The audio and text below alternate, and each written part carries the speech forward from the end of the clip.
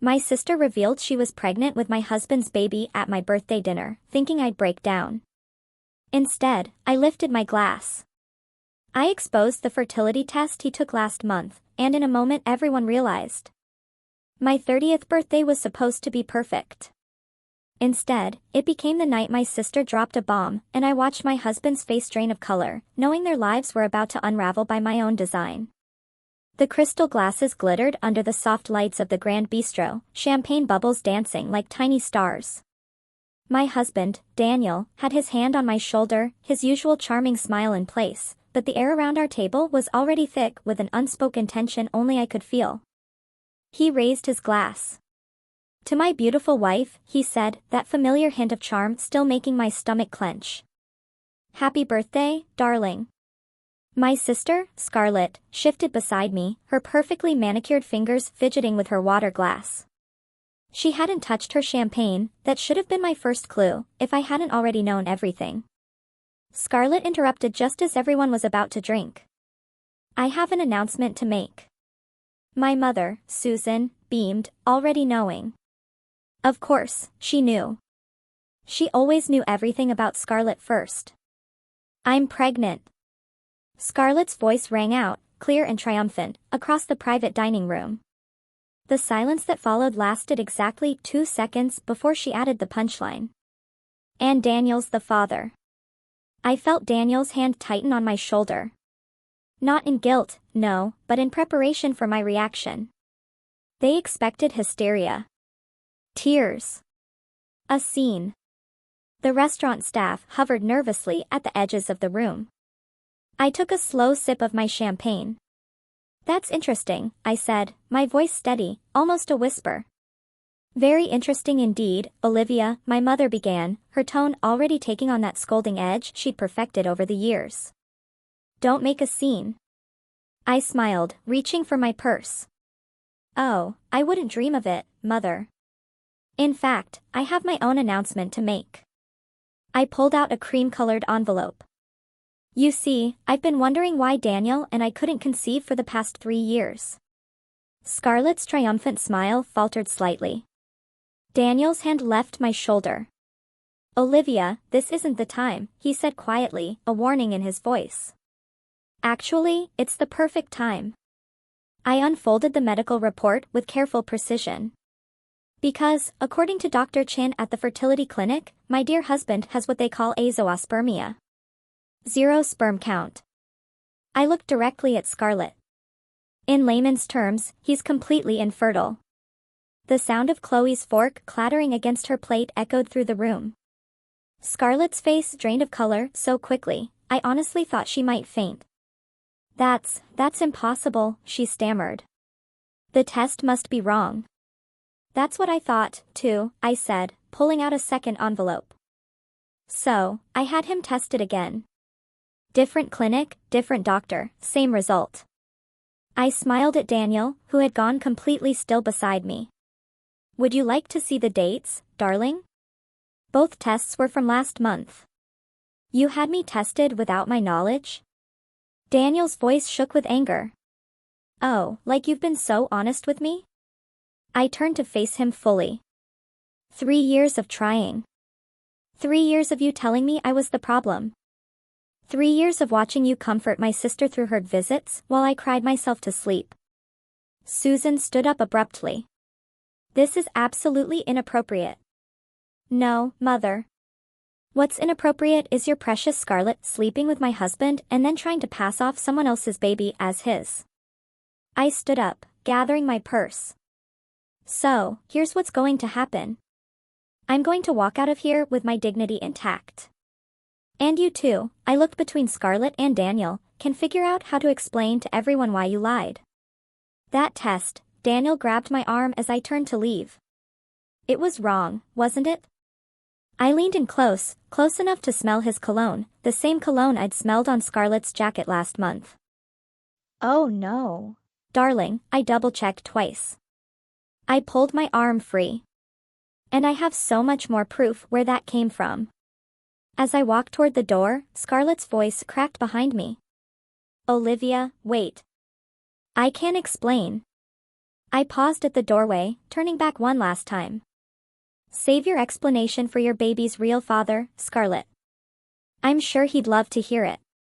The last thing I saw as I left was Chloe pulling out her phone. No doubt already dialing everyone in her considerable social network. By morning, everyone would know. And that was exactly what I wanted. Because this wasn't just about exposing lies. It was about watching them scramble to piece together a truth they couldn't possibly explain. And I was just getting started. 6 weeks earlier, I was sitting in my home office when the first real evidence landed in my lap. Not the subtle signs I'd been ignoring, the lingering hugs, the inside jokes, the way Scarlett's visits always coincided with Daniel's work-from-home days. No, this was an actual email accidentally left open on our shared iPad. We need to be more careful, Scarlett had written. Oh, is getting suspicious. I stared at those words until they burned into my retinas. Oh, not Olivia, not sister, just Toe, like I was some obstacle to be managed. The next morning, I called Brooke. I need you to meet me for coffee, I said. And I need you to not ask questions until we're face to face. 20 minutes later, we sat in a corner booth at the Daily Grind, away from prying ears. Show me again, Brooke said, squinting at the email on my phone. This could mean anything, right? Look at the timestamp. I pointed. 11:47 p.m. Why is my sister emailing my husband at midnight? Brooke's face hardened. What are you going to do? First, I'm going to visit Dr. Chen. I stirred my untouched coffee. Remember how Daniel insisted on handling all the fertility appointments? How he always came back with vague explanations about keeping trying. You think he was lying about the results? I think I'm done letting other people tell me what's true. Dr. Chen's office was exactly as I remembered it, sterile, professional, with that faint smell of antiseptic. The receptionist recognized me immediately. Mrs. Jensen, we haven't seen you in months. I need copies of all our test results, I said. Everything you have on file for both me and my husband. She hesitated. Usually, Mr. Jensen handles all the paperwork. I'm aware, but as his wife and a patient, I have a legal right to access our medical records. I smiled, channeling Scarlett's sweet manipulation tactics. Unless there's some reason I shouldn't see them? 15 minutes later, I sat in my car, hands shaking as I read through the files. My results were normal. Had always been normal. But Daniel's? There were no results. No tests. Nothing. He never took them. I told Brooke later that day. 3 years of trying, and he never once got tested. That deceitful man. Brooke whispered. But why? Control, I said simply. As long as we were trying, he had an excuse for everything. My depression? Just hormone treatments. My suspicions? Baby stress. My isolation? Doctor's orders to avoid stress. I pulled out my planner, the one Daniel always teased me about keeping instead of using my phone. So, I made an appointment, told him it was a romantic dinner, had him drink champagne laced with sleeping pills. Brooke's eyes widened. Olivia. Don't worry. Perfectly safe dose, just enough to make him sleep deeply while the clinic ran their tests. That's when I got the first results. And the second test, same method, different clinic. I needed to be sure. I closed my planner. But that's not even the interesting part. Last week, I saw Scarlett at the same fertility clinic. She was leaving just as I arrived for the second test results. Brooke leaned forward. You think she's actually pregnant? Oh, I know she is. She's been avoiding wine at family dinners, making excuses about antibiotics. I pulled out my phone, showing Brooke a series of photos. She's also been meeting someone. Not Daniel. The photo showed Scarlett outside a cafe, then getting into a car. The driver's face was clear in one shot. A handsome man with dark hair. His name is Michael, I said. Her ex from college. I found him on social media. They've been liking each other's posts for months, so the baby might not be Daniel's at all. She's probably using their incident to trap him. Make him leave me. I laughed, but there was no humor in it. The irony is she doesn't know he can't father children. He's been lying to her, too. Brooke reached across the table, squeezing my hand. What's your plan?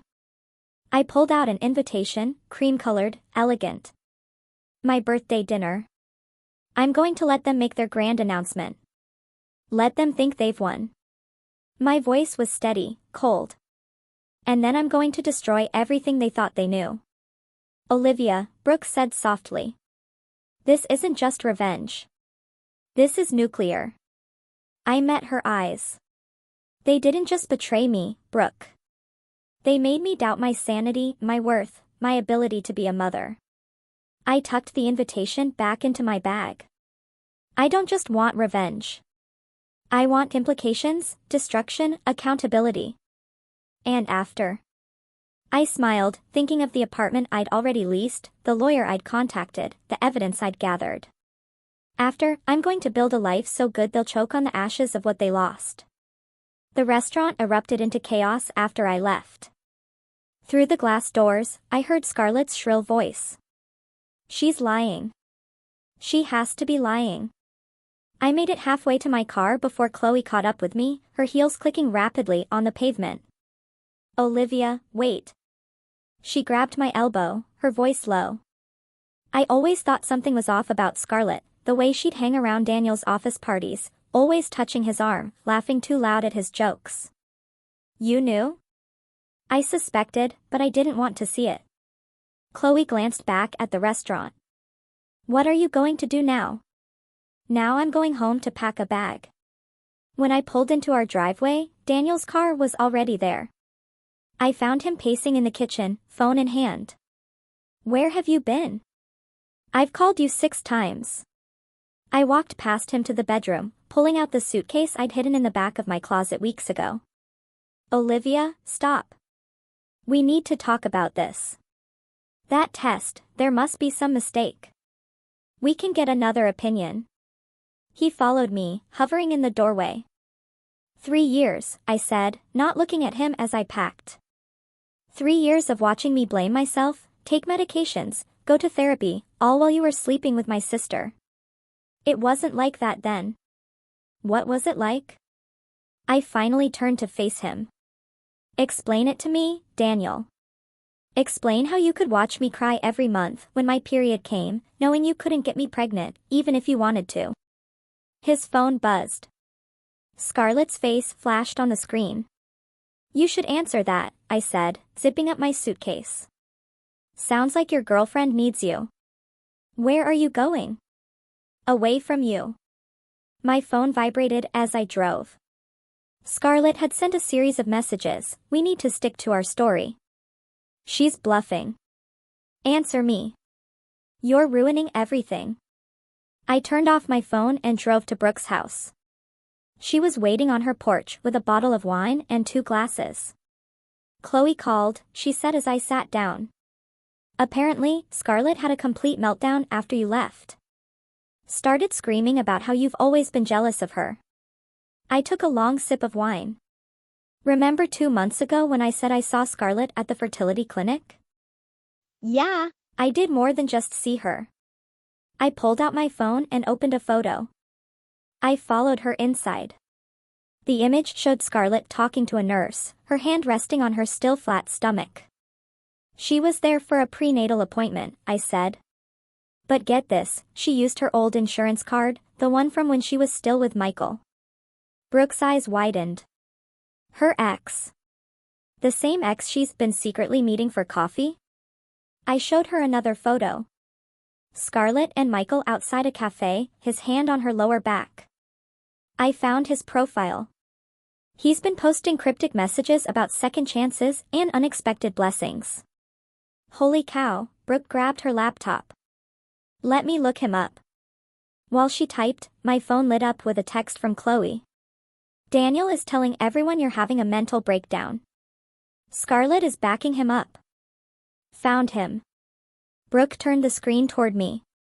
Look at his social media. There it was. A hidden folder on Michael's profile. Photos of him and Scarlett from various dates over the past few months. Carefully untagged, but not deleted. The timestamps, Brooke pointed out.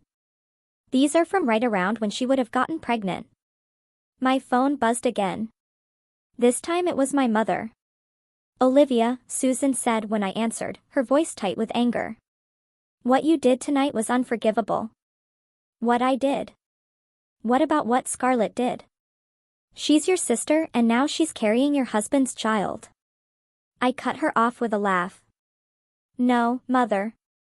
She's carrying someone else's child and trying to pass it off as Daniel's. But don't worry, I'm sure that won't affect her status as your perfect daughter. You've always been jealous of her. No, I said quietly. I've always been your scapegoat, but not anymore. I hung up as Brooke discovered something else.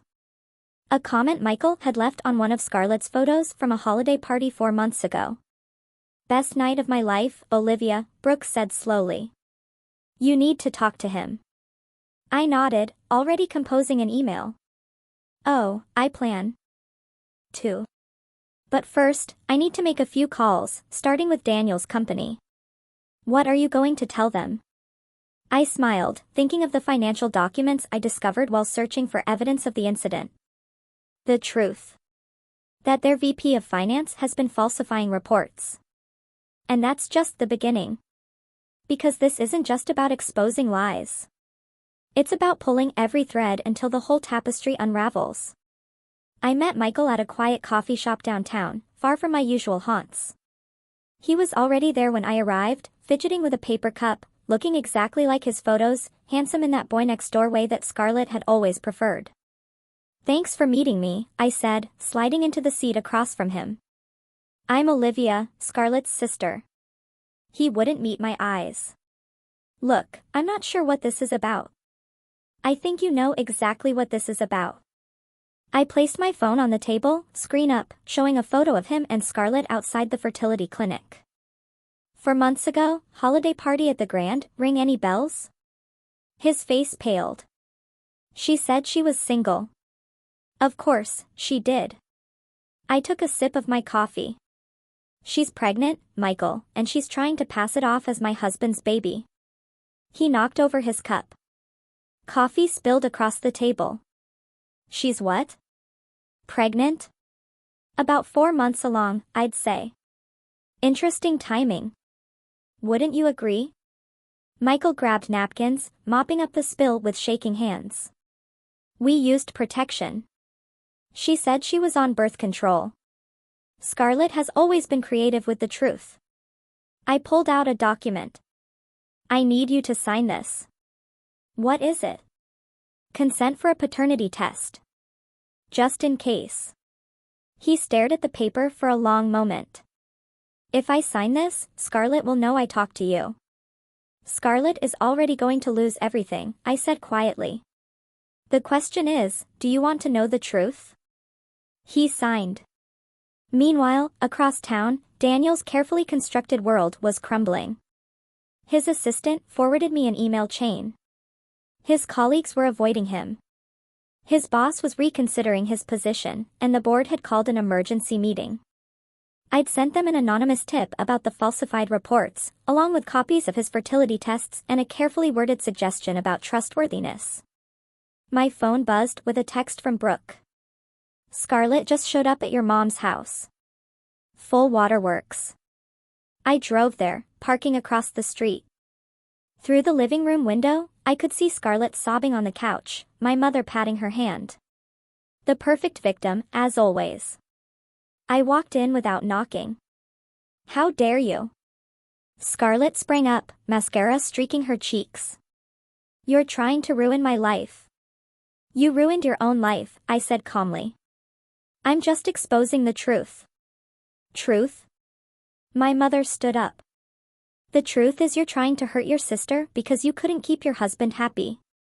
Really, Mother? That's your take? That I somehow forced Scarlett to be intimate with my husband? You were always so cold, Susan spat. So focused on your career. What did you expect? I laughed, the sound sharp and bitter. I expected my sister not to be a scheming manipulator. I expected my husband not to be a liar. I expected my mother to have a spine. Get out. Scarlett screamed. Get out of my house. Your house. I raised an eyebrow. You mean the house Daniel bought for Mom using money he embezzled from his company? That house? The color drained from both their faces. What are you talking about? Susan whispered. Oh, you didn't know? Daniel's been cooking the books for years, using company money to fund his little projects, including this house. I smiled. The board is meeting right now to discuss it. My phone pinged. An email from the testing facility. Paternity result match confirmed. Michael Bowen. Perfect timing, I said, opening the attachment. Would you like to know who really got you pregnant, Scarlett? She lunged for my phone, but I held it out of reach. Don't worry. Everyone will know soon enough. I'm sure Michael will be thrilled to hear he's going to be a father. You monster. Scarlett swung at me, but I stepped back. You're lying. Like you lied about the baby being Daniel's. Like you lied about being on birth control with Michael. Like you've been lying your entire life. Susan grabbed my arm. Stop this. Stop it right now. I pulled free. No, Mother. I'm done stopping. I'm done being quiet. I'm done watching Scarlett destroy everything she touches while you clean up her messes. I'll deny it, Scarlett said, her voice shaking. No one will believe you. They already do. I headed for the door, pausing in the doorway. By the way, Daniel's company just called. They're freezing all his assets, including this house. You might want to start packing. As I walked to my car, I could hear Scarlett's screams through the open window. But for the first time in my life, they didn't make me feel guilty. They made me feel free. The family brunch was my idea. I sent out a group text suggesting we all meet to talk things through civilly. Brooke thought I was crazy, but she didn't see my smile when everyone agreed. I chose the country club, neutral territory with plenty of witnesses. More importantly, it had an excellent audiovisual system for presentations. Scarlett arrived first, wearing a flowing dress that highlighted her small baby bump. She'd clearly been crying, but her chin was lifted in defiance. I'm only here because Mom insisted, she said, sliding into her seat. Of course, you are. I smiled, watching the others file in, my mother, Chloe, Daniel, even a few extended family members who'd heard about the drama. Olivia, Daniel started. Can we talk privately first? Oh, no, darling. Everything I have to say, I'll say in front of everyone. Once everyone was seated, I stood up, smoothing my dress. I want to apologize for my behavior at my birthday dinner. Scarlett's face lit up with vindication. My mother nodded approvingly. I shouldn't have exposed your lies so abruptly, I continued. I should have been more thorough. Before anyone could respond, I pulled out a remote and clicked it. The club's large TV screen flickered to life. What is this? Scarlett demanded. This, I said, is the paternity test results I received yesterday. The document appeared on screen, highlighting the match between Michael and Scarlett's unborn child. Congratulations, sister. Michael's going to be a daddy. The room erupted. Scarlett jumped up, knocking over her water glass. You can't do this. I already did. I clicked again. Photos of Scarlett and Michael appeared, their secret meetings, the fertility clinic visits, the holiday party. You remember Michael, don't you, Daniel? Scarlett's ex, who she was sleeping with while trying to trap you. Daniel stood up so fast his chair fell backward. You told me he was out of the picture. She tells everyone what they want to hear, I said calmly. Just like you told me I was the reason we couldn't have children. Olivia, stop this immediately. My mother's voice shook with rage. Why? Because it's embarrassing? Because it ruins your perfect image of your perfect daughter? I clicked again. Bank statements appeared on screen. Speaking of ruined images, let's talk about how Daniel paid for your house, mother. Susan went pale. What? Company funds? Embezzled, of course, along with the money he's been funneling to Scarlett for her pregnancy needs. Though I suppose being intimate with two men at once can get expensive. Scarlett lunged at me, but Chloe caught her arm. Don't, Chloe warned. You've done enough damage. Me? Scarlett screamed. She's the one destroying everything. No, Scarlett. You destroyed everything the moment you thought you could take what was mine. I turned to Daniel. By the way, your company's legal team wants to meet with me tomorrow. Something about being a material witness. Daniel sank into his chair, head in his hands. His carefully constructed world was crashing down around him. You've lost your mind, my mother said, but her voice wavered. Actually, I finally found it. I clicked one last time. A video began playing. Scarlett and Daniel in his office, planning how to tell me about the pregnancy. Planning how to break me. How did you get that? Daniel demanded. You really should change your email password, darling, and check your office for recording devices. I gathered my purse. Oh, and Scarlett. Michael's lawyer will be contacting you. Something about fraud and emotional damages. I'll deny everything, she hissed. With what proof? The paternity test is legally binding. The financial records are clear. The video speaks for itself. I smiled. But please, try to deny it.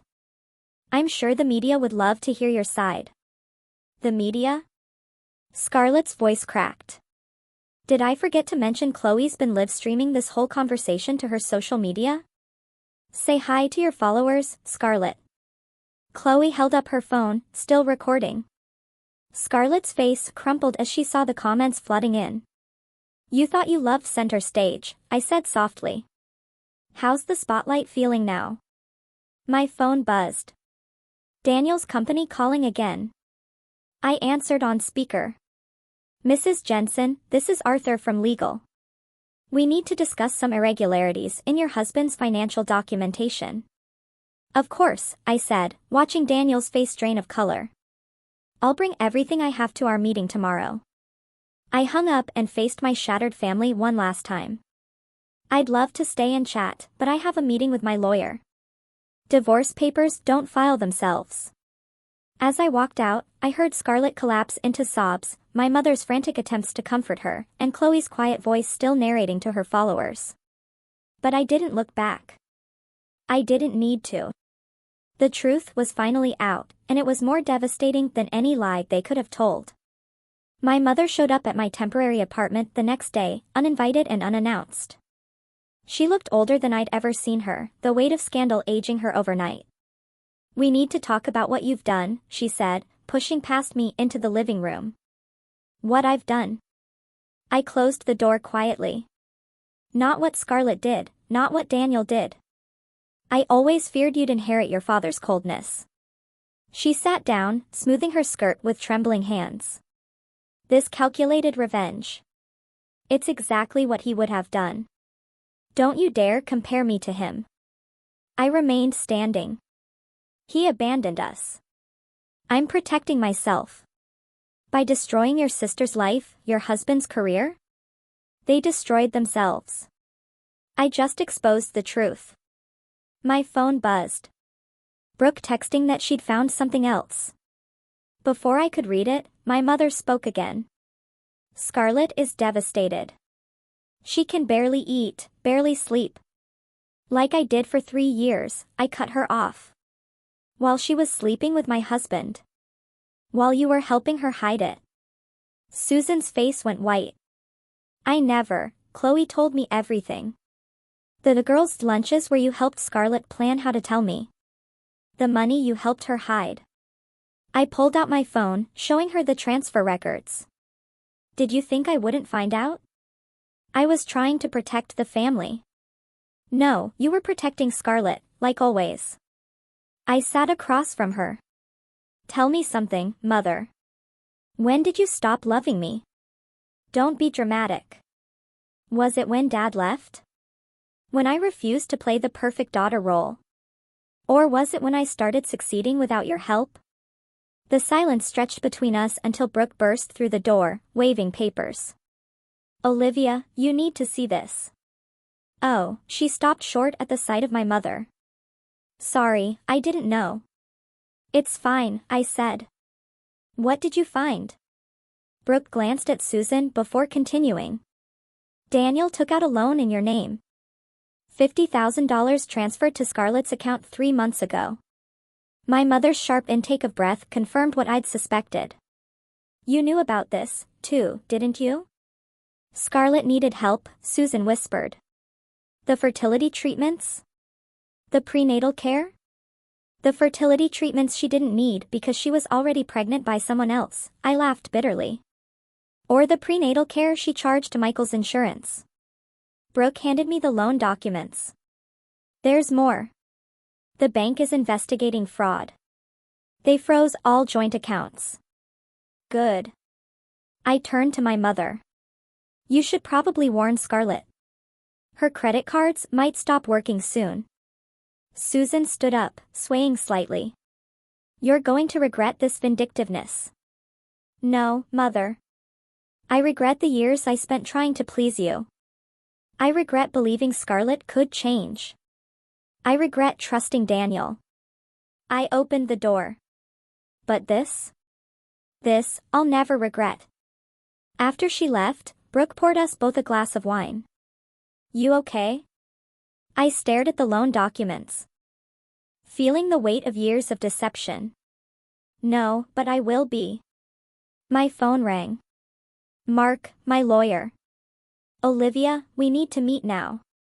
An hour later, I sat in his office, listening as he laid out the extent of Daniel's financial fraud. It's worse than we thought, Mark said, spreading documents across his desk. He's been embezzling for years, using company funds for personal expenses, falsifying reports. And the loan he took out in your name? We can prove fraud. Your signature was forged. He leaned back. The company wants to press charges.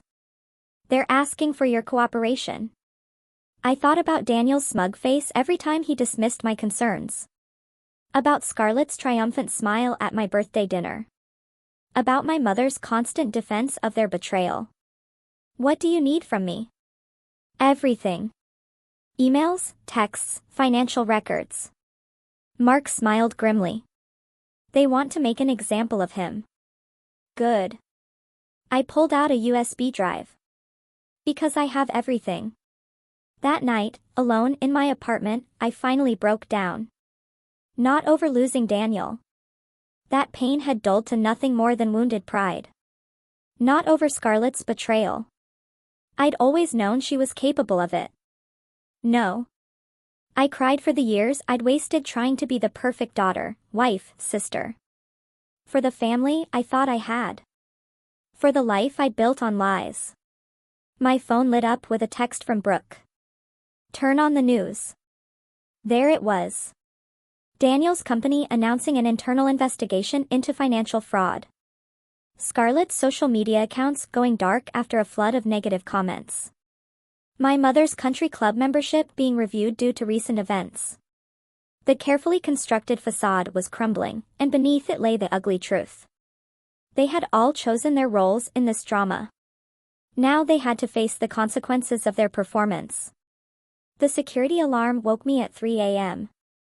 I was already reaching for my phone when I heard glass breaking downstairs. Olivia. Daniel's voice slurred in anger. I know you're here. I pressed the emergency button on my phone, the one Mark had insisted I install after filing the restraining order. Then I called Brooke. He's here, I whispered. Daniel broke in. Police are on their way, she said. Don't engage. Stay in your room. But Daniel was already stumbling up the stairs, his footsteps heavy and uneven. You ruined everything, he shouted. My job. My reputation. Your ability to steal money. I called back, grabbing the baseball bat I'd started keeping by my bed. Your chance to play happy families with my sister. He appeared in my doorway, disheveled and reeking of alcohol. You think you're so smart, he sneered. But you're just a cold, bitter woman who couldn't keep her husband happy. And you're just a pathetic man who couldn't keep his hands to himself or his promises. I held the bat ready. Get out before the police arrive. He lunged forward, but years of drunken behavior had slowed his reflexes. I dodged easily, bringing the bat down on his knee. He howled in pain, crumpling to the floor just as police sirens wailed outside. You broke the restraining order, I said calmly, watching him writhe. That's going to look great in court. The police burst in moments later, weapons drawn. Daniel was still cursing as they cuffed him, reading him his rights over his drunken protests. You'll want to add breaking and entering to the charges, I told the officers, pointing to my security cameras. I have it all on video. The next morning, Brooke arrived with coffee and news.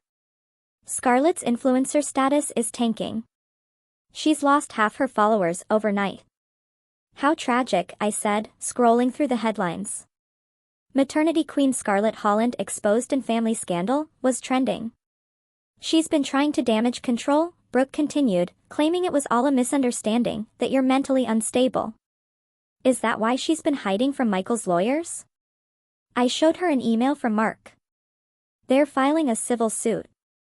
Apparently lying about paternity for financial gain is frowned upon. My phone buzzed. A text from Chloe. Scarlett just tried to get into the country club. They revoked her membership. She had a meltdown in the lobby. Your sister always did love an audience, Brooke said. Speaking of audiences, I pulled up a local news website. Daniel's arrest was front-page news, complete with his mugshot and details of the financial investigation. Have you heard from your mother? She's been calling non-stop. I showed her my blocked calls list. Probably wants me to drop the charges against Daniel. Save the family name. Some family. I decided to end this chapter where it began, at the cafe where I'd first seen Scarlett meeting Michael.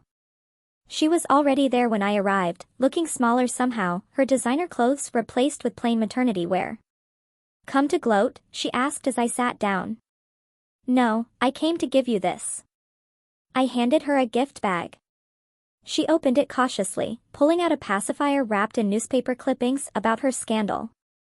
Her face crumpled. Why are you doing this to me? Because you need to understand something, Scarlett.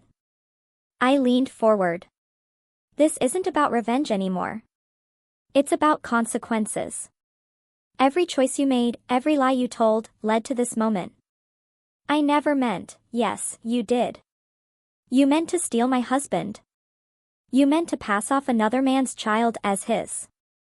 You meant to destroy my life. I stood up. But here's the thing about destruction, Scarlett. Sometimes it rebounds. I hate you, she whispered, tears streaming down her face. No, you hate yourself, and that's not my problem anymore. I dropped a manila envelope on the table. By the way, Michael's lawyers asked me to give you this. They're seeking full custody once the baby's born. Her sobs followed me out of the cafe, but I didn't look back. I didn't need to see her pain to know it was real.